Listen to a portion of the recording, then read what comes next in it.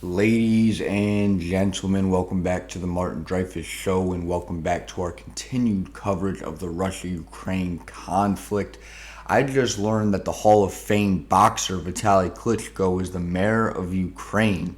You know, the 6'7" beast in the ring. Well, he also just came out spoken telling Russian forces to go back home, which, although on the surface might not mean anything, might mean that they are really winning a fight and it's time, get out of here. I don't know if he's saying it more scared or more confident or what, but I'm ready to listen to the Hall of Fame boxer and mayor of Ukraine, Vitali Klitschko. So without further ado, talk about Russian position right now. This the war. Back and forth. That many people died. It's many civilian people died. It's horrible, especially for civilian women, children, our soldier. And Russians explain they came to change the government because the government is bad. I'm sorry, every Ukrainian support the decision to be the part of European family. 73%. Man, I'm a man of statistics. As you follow me on this journey of creating the Martin Dreyfus Show, I'm a man of statistics. 73% of Ukrainians voted in favor of the president, of joining NATO, etc., while 27% voted to rejoin Russia. Now, the argument is they could have just went to Russia. That may or may not be true. I don't think, unless you're there, we know that for a fact. However, you are pretty much correct in saying but it is 73 out of 100 Ukrainians. Is a main priority for us, and Putin not agree with that. We don't want to live in Russian Empire. It's the main reason why is Russian soldiers coming here. Every Ukrainian support this war. This war against the Russians, because we are not aggressive wars to anyone. But if some army coming to us, we will be fight. As you should. I have the utmost respect for Ukraine. Utmost respect for its leadership, how they talk about their people, how they talk about their soldiers, and how they've stood with their people in Kiev through this. I haven't said it outright, but I do believe that, President Zelensky is one of the only world leaders in the world who would be doing what he's doing right now. And I believe by him doing what he has done, his people really have just tapped into a very patriotic side of themselves to really fight for their country. Time and time again, American Revolution, French Revolution, etc., we have seen a country that is much bigger lose to a bunch of people who are fighting for their land, and we're seeing that again. We fight for our independency, for our family, for our future, for our values. It's main point. And can you give me a sense of how far away the Russians are now from the center of the Russians army stay in the border of Kiev, and it's not so far. It's from here, I guess it's 20 kilometers, maybe less. Okay. Wow. And how prepared is Kiev to deal with invasion of Russian troops? Actually, it's what did Russians? They destroyed the economy of our country. I expect right now the huge humanitarian catastrophe in our country. Huge humanitarian catastrophe, because our economy destroyed, our infrastructure is destroyed. The people doesn't have a job, people doesn't have money, people doesn't have homes right now. Millions of people move from his houses, and what they do it, they destroy the country. And one point, the life of the millions of the people for our independence already paid 1,000 Ukrainian with his huge price, his life. But what is the next? What is the next? Russians have just expectation of rebuild empire. We don't want to Russian empire. We want to fight for our independence. Is the main message. That should be the main message. Ukrainian sovereignty. Now,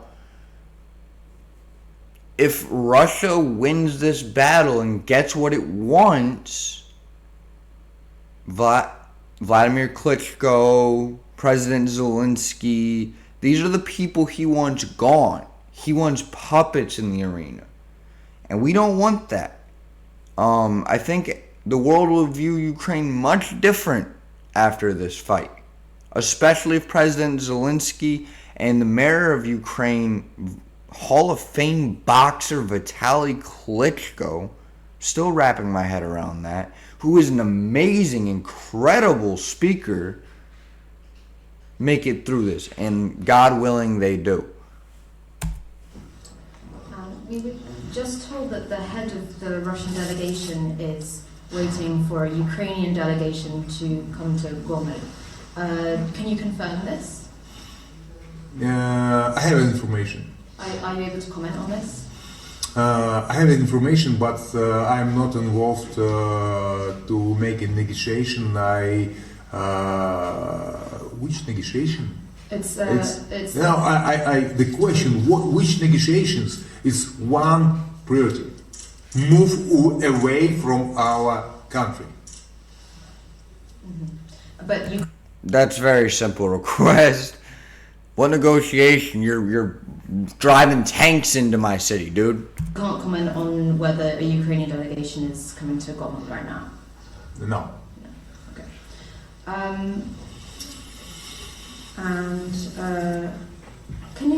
Are you able to comment on what the fighting has been like within Kiev? Because for us reporting on it, it's been really hard to follow and to know exactly what's going on. Sometimes there's reports of shooting in Podil and then on the outskirts of Kiev. Can you give us a sense of what's been happening? The Russians sent some troops, small troops, which actually with some time, we as civilian, with weapons, snipers, and shootings everywhere, and they want to make terror attack and to bring the panic to our city.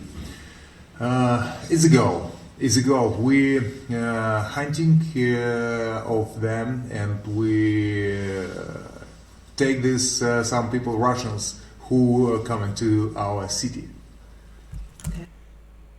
That's a very scary thought. Sorry, that just wasn't the best face for him to be paused on. But all the reports saying that the Russian main objectives are slowed, etc., worries me, because it seems as though the Russians have been outside of Kiev for a while, and they're not maybe being held outside of Kiev as much as just being very slow and methodical in their approach. Based on what Klitschko just said, kind of reinforced some of the other things that we've heard if you followed along through this whole series, that the Russian troops are kind of just poking and prodding, just creating that little bit of path to get through into the city. And once that path is created, then the main army can roll through. Then the main army is going to come in. And that's when the fear and the danger really is going to happen. There are peace talks being talked about today. I would like to go watch a video on that next after we get through this one. Because I do know demands are very drastically different. Yesterday there were reports that the Ukrainian forces were seeking out these Russians within Kiev. How successful has that operation been? I'm sorry, I don't understand your question exactly. So yesterday there were reports that the Ukrainian forces were looking for groups of separate Russian forces within the city. How successful has that operation been? It's a group make a diversion. Right. Yeah, It's some successful, but they hunting. They sit somewhere in snipers. Right now we make right now announcement. Nobody allowed to go from houses. First of all, we care about the life of the people from one point, from another point. We try to hunting these people. It will be much more easy if nobody in the street. Okay, so but you can't comment on how successful it was last night. Were you able to find these groups? What exactly happened last night? We kill some people. I guess 6 people in last night. Okay. Damn. How? That was pretty upfront. He's like, yeah, I think I killed like 6 people last night. That's, wow. Whew. So you just said that the Russian forces are roughly 20 kilometers away from the center of Kiev. How long do you think that you can actually hold off the Russian army? So long how we can. Okay. We will be fight so long how we can. So that the resistance of Ukrainians, would you be able to? I listened about the plans. In 2 days, the Russians have to be here. It's not happens. You know why? Because we have will. We have a good character. Because we fight for our houses, for our country. We in the home. And big demoralization by Russian forces, by Russian soldiers, because they understand, they feel in our country very uncomfortable, because every Ukrainian hated Russians. And the message, go back to home from our country, away, soon as possible. There has Great been a decision to hand out weapons to Ukrainians who want to defend the city and who want to defend the country. We've seen long lines of young men. It's civilian defense. Right. Civilian defense. There's many people ready to fight for our country, and they asking for the weapons, and that's why many of them people have military background, and that's why we build right now civilian defense, and every citizens, man or woman, who proud of the country can take the weapons and defend our houses, our families, our children. But how controlled is this? Do you know who is actually getting these weapons? Is there We doesn't, to be honest, we doesn't have 100% control, but because we build this territorial defense in very short period of time, but it's patriotics. These people is patriotic. We make a group and start. I really don't like that question. What is she saying? Like, oh, you guys are getting your weapons? Are they going to Russia? Like, I'm not a fan of that question. I don't even think he needs to speak on that question. I'm not even going to waste his time by giving her the time of day to hear that response. Of course, they don't know what civilian's best with a gun. They're just getting guns out to the civilians. My overall take is simple, though. Mr. Vitali Klitschko, the Hall of Fame boxer and mayor of Ukraine, I'll say it once again, has spoke just like his president so well for his people, given his people motivation, made it very clear that they will not stand for Russians in their territory. And furthermore, I think the most powerful statement he made is, yeah, last night I killed 6 people. And how bluntly he said that. Because, you know, we know people are dying. We know hundreds of people are dying. But for one man to go on there and say, I killed 6 people. Now, it might not have been him personally. I understand that. It could have been an order, whatever.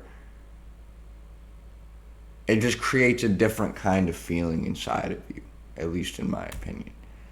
I believe this was very insightful. I learned that the mayor of Ukraine is a Hall of Fame boxer, Vitali Klitschko. Got me hyped up like Max Kellerman over here. But he's also a great man. And again, I learned a ton, man. I learned a lot about their operations, about what's going on in Kiev. If it's kind of, you know, it's insightful to know that the Russians are poking and prodding amongst other things. So without further ado, thank you guys very much for tuning in. I'll catch you in the next video.